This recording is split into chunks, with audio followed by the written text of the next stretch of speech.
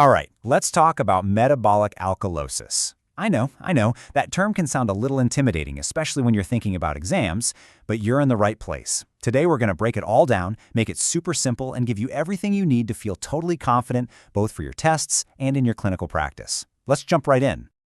So, here's our game plan for mastering this topic. First, we'll cover the absolute basics. What is it? Then we'll get into the why, the causes. After that, we'll talk about how to spot it, what you need to do about it, and then we'll lock it all in with a super fast review and a little clinical challenge. By the end of this, you're going to have it down cold.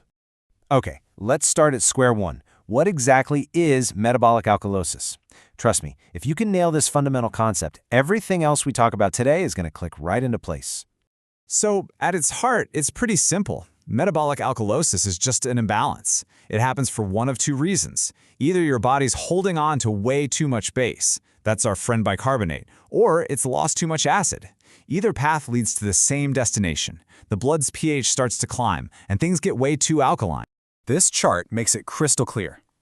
Normally, we want that pH sitting nicely between 7.35 and 7.45. But with metabolic alkalosis, boom, it shoots up past 7.45. And look at the bicarb. It goes up too. So the big takeaway is really easy. pH is up and bicarb is up. Both are elevated. Okay, so we know what it is. Now for the really important part, the why and the how. This is where we get into those classic patient scenarios that you are absolutely 100% going to see on your exams. All right, if you zone out for everything else, zone in for this. The top two causes you need to burn into your brain are vomiting and NG suction. Think about it. Your stomach is just a bag of hydrochloric acid. When a patient is losing all that stomach content, they are literally losing acid, which pushes their body into an alkaline state. This is pure NCLEX gold. Another big one is diuretics, especially loop diuretics like furosemide. And a little less common, you might see it if someone has been going way overboard on antacids. So how does the body try to fight back? Well, first the problem starts. You lose acid or gain base. Right away, that blood pH starts creeping up. The kidneys, which are usually our masters of balance, they try to help by peeing out that extra bicarbonate. But the real first responders here are the lungs. To fight that high pH, the body does something interesting. It triggers hypoventilation. By breathing slower and more shallowly, we hang on to more CO2, which is acidic. It's the body's way of trying to bring that pH back down to normal. This quote just nails it, right? For metabolic problems, it's often an issue with the kidneys or fluid balance, and the lungs jump in to try and save the day. For alkalosis, that fix is slowing down the breathing. It's a fundamental relationship you've just got to remember. So what does this actually look like when you walk into a patient's room? This part is all about putting on your clinical detective hat and learning to spot the clues both in the patient's symptoms and in their lab results. Okay, pay super close attention to these neuromuscular symptoms. Why? Because they are all over your exams. See, an alkaline state makes the nerves and muscles extra twitchy, extra excitable. So you're going to see things like muscle twitching, cramps, that pins and needles feeling, paresthesias. Those are huge red flags. From a cardiac standpoint, the biggest danger is dysrhythmias, which are almost always tied to low potassium levels. And of course, your patient might seem confused or dizzy. Now let's talk labs. The arterial blood gas, or ABG, tells the whole story. So, in an uncompensated state, meaning the body hasn't really started to fight back yet, this is what you'll see. The pH is high, the bicarbonate is high, but look at the PaCO2. It's still totally normal. This tells you the problem is there, but the lungs haven't kicked in to help just yet. But if the body has had some time to react, you'll see a compensated state. The bicarb is still high. That's the root problem. But now look, the PaCO2 is also high. That is the evidence. That's the lungs holding on to that acidic CO2 to try and balance things out. And all that effort might even bring the pH back down closer to the normal range. So that elevated PaCO2 is your smoking gun for compensation. So how in the world do you remember this during a stressful exam? Easy. Use the classic mnemonic ROME. Respiratory opposite, metabolic equal. Since we're talking about metabolic alkalosis, the pH and the bicarbonate are moving in an equal direction. They are both up. It's a simple little trick, but believe me, it works every single time. You absolutely cannot talk about metabolic alkalosis without talking about electrolytes. And the number one most important connection is hypokalemia, low potassium. They go together like peanut butter and jelly. This low potassium is a double whammy. It actually makes the alkalosis worse, and it's what puts the patient at a huge risk for life-threatening cardiac dysrhythmias. You'll also often see low chloride and low calcium, which helps explain all that muscle twitching we just talked about. Okay, so we've identified the problem. We know what's going on. Now, what are we going to do about it? Let's pivot to our nursing action plan.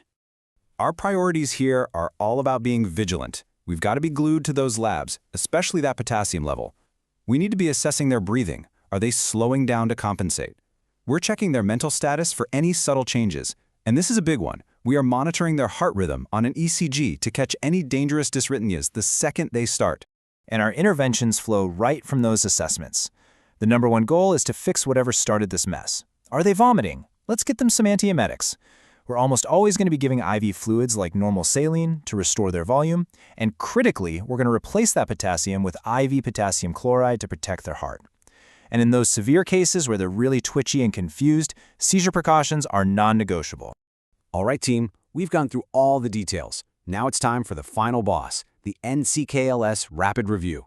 These are the absolute, must-know, can't-forget facts for your exam. Let's do this. First off, you've got to know the difference between alkalosis and its opposite, acidosis. It's a game of opposites. In alkalosis, pH and bicarb are up. Acidosis, they're down. The classic cause of alkalosis is vomiting. For acidosis, it's diarrhea. The breathing is opposite too. Slow hypoventilation for alkalosis, and those deep, rapid, small breaths for acidosis. And even the potassium is opposite. Low in alkalosis, high in acidosis. Here they are, your top 5 exam pearls. Ready? Number 1, vomiting and NG suction are the king and queen of causes. Number 2, low potassium, hypokalemia, is your biggest worry because of dysrhythmias. 3, the lungs compensate by breathing slower. 4, your treatment priorities are to fix the cause, give fluids, and give potassium. And 5, you would never, ever give bicarbonate. That would just be throwing fuel on the fire. And here it is, your final, simple-as-it-gets memory hook. If you can just remember this one little line, you'll be able to answer so many questions correctly. When stuff comes out the top, vomiting, you lose acid and get alkalosis. When stuff comes out the bottom, diarrhea, you lose base and get acidosis. Simple as that. We've learned all the facts, we've got our memory tricks. Now, let's put it all together and see how this plays out in a real-world clinical scenario. Okay, here's the situation. You've got a patient who's had an NG tube to suction for a while. You get their labs back, pH is 7.50, bicarb is 30, and the PaCO2 is 46. You walk in the room and the patient is confused, and you notice their muscles are twitching. So, what are you going to do next? What is your first priority? Think about it. Let's walk through it. Your number 1 priority today and every day is patient safety. That confusion and muscle twitching tells you this patient is at risk for seizures. So step 1 is to get seizure precautions in place immediately. Step 2, assess and report. Do a quick focused cardiac and neuro check and get on the phone to the provider right away with your findings. Step 3 is to prepare. You know what's coming, so anticipate those orders for IV fluids and potassium chloride and get your supplies ready to go. And finally, step 4, continuous monitoring. Get that patient on a cardiac monitor ASAP because with metabolic alkalosis, the risk of dysrhythmias from that low potassium is just too high to ignore. And that, right there, is how you use clinical judgment to take great care of your patient.